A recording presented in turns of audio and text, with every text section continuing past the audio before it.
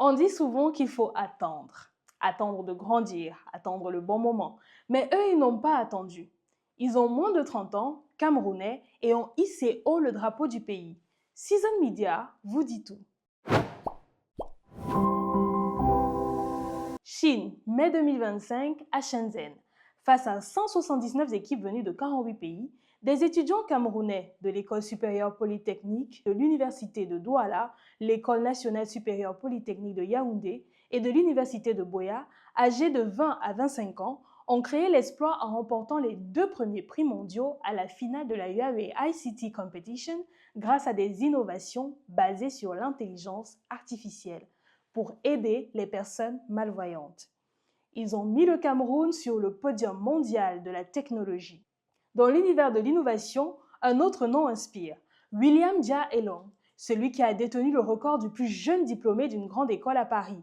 2 ans plus tard, il devient un pionnier dans le secteur des drones au Cameroun en fondant la start-up Will Brothers. En 2018, il a présenté le premier drone civil, Made in Cameroun, assemblé localement à Douala. Au passage figuré dans le classement Forbes des moins de 30 ans, réussit en 2019 une levée de fonds majeure de 1,3 milliard de francs CFA, environ 2 millions d'euros, pour internationaliser ses activités et accroître sa capacité de production.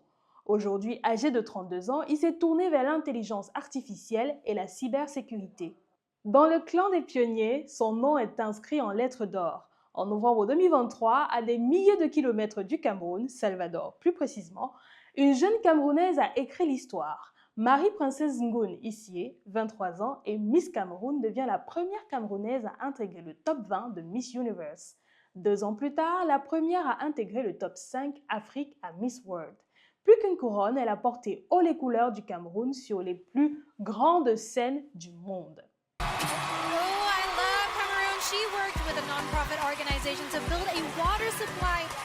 Et puis il y a elle, Fleur Randa, la plus jeune journaliste reporter d'images, non pas seulement du Cameroun, mais de l'Afrique. En 2022, à seulement 9 ans, élève en classe de CM1, elle couvrait déjà des matchs de la CAN 2021 au Cameroun, ayant appris les rudiments du métier auprès de son père.